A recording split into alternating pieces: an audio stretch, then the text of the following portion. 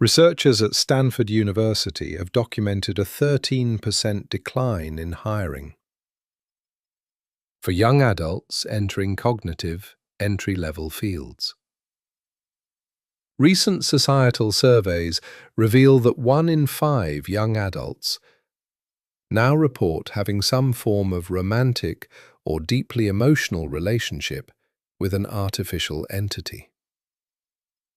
At institutions like MIT, journalists are documenting a rise in psychological phenomena where humans are beginning to view machines not as software, but as conscious beings. And according to the World Economic Forum, nearly a quarter of all global jobs will experience massive transformation in the next few years due to intelligent algorithms. These numbers are not predictions of a distant science fiction future. They are the reality of this exact moment. But when you hear these statistics, the most important question to ask is not what the technology is doing. The most important question is, what does this mean for me as a human being? Technology usually arrives with a loud, unmistakable announcement. But artificial intelligence entered human life faster and more quietly than almost any invention in history. It was not a sudden explosion in the physical world, it was a gradual, silent integration into the digital spaces we already occupied. Millions of people now interact with artificial intelligence every single day. We use it to draft our emails. We ask it to summarize long, complicated documents. We ask it to explain difficult concepts, and we rely on it to organize our daily schedules. Unlike previous technologies, which were purely mechanical, we are now interacting with an entity that speaks language flawlessly. And language is the very operating system of humanity. Law is built on language. Biology and DNA function as a kind of language. Our religions, our cultures, our literature, and our histories are all constructed through words. When a machine learns to speak our language perfectly, it ceases to be just a tool. It becomes a completely new environment.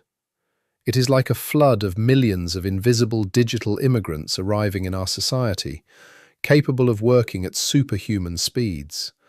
And we are living inside this new environment without fully realizing how deeply it is becoming part of our daily lives. We treat it as a novelty, a helpful assistant, or a search engine. But beneath the surface, it is fundamentally altering the way we process reality.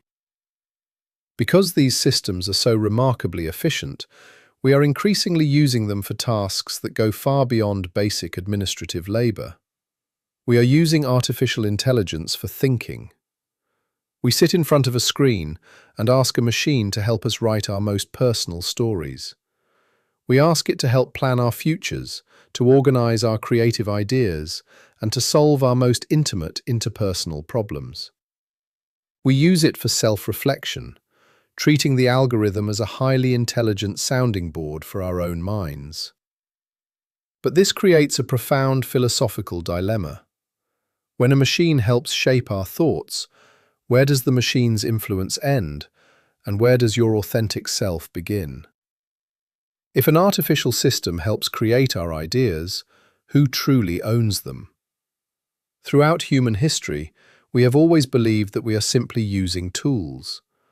But we are reaching a point where these tools are beginning to shape us. When you outsource digging a ditch to a machine, you save your physical muscles. But when you outsource your thinking to a machine, you are subtly altering the way your brain processes the world. You are trading the friction of human cognitive effort for the ease of an instant answer. And in doing so, we are looking into a new mirror. A mirror that reflects a perfectly organized, highly synthesized version of human knowledge, but lacks the messy, beautiful reality of a human soul. As machines become capable of performing complex cognitive labor, society is experiencing a quiet, creeping crisis of identity. For generations, we defined our value to the world by our intelligence, our ability to calculate, our expertise, and our capacity to produce information. Now that an algorithm can produce a complex thesis, write a piece of code, or generate a beautiful image in a matter of seconds, we are forced to ask a very uncomfortable question. What still makes us human? The answer does not lie in speed, and it does not lie in efficiency. The answer lies in the qualities that a machine can never authentically replicate. It lies in human intuition. That sudden, unexplainable feeling you get when a decision simply feels right, born from decades of unspoken lived experience. It lies in empathy. An algorithm can simulate a polite apology, and it can output comforting words, but it cannot look someone in the eye and share the heavy, beautiful weight of genuine human grief.